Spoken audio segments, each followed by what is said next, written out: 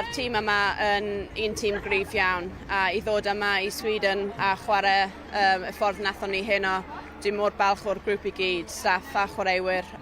Ni yn hyn gyda'n gilydd.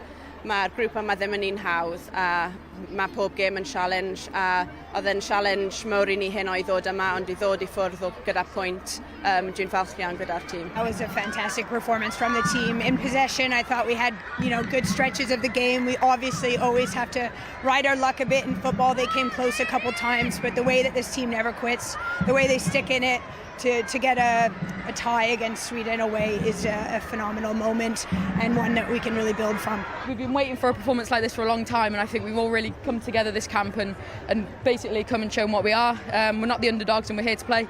No matter who we put on, no matter what role I ask them to play, they just give everything they have. And it's not always perfect, and I don't ask for perfection.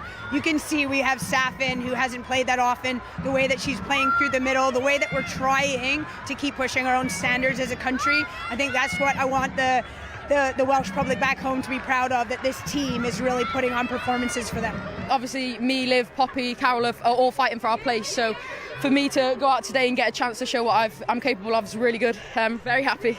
Dyma'r gêm enw mewn chwarae, achos mae Sweden yn tîm gwych iawn gyda chwaraewyr arbennig. A I ddod yma I Sweden a chwarae ffordd nathon ni heno, nathon ni cael perfformiad dda heb y bêl a gyda'r bêl hefyd. A ni'n sefyllfa gret nawr, a amser, mae wythnosau I ddod yn rai bwysig iawn i'r grŵp I gweithio'n galed I ffwrdd o'r gyrfan yma a mynd nôl I clybiau a mae 90 dydd tan yr Euros, felly the countdown is on, fel ni'n dweud.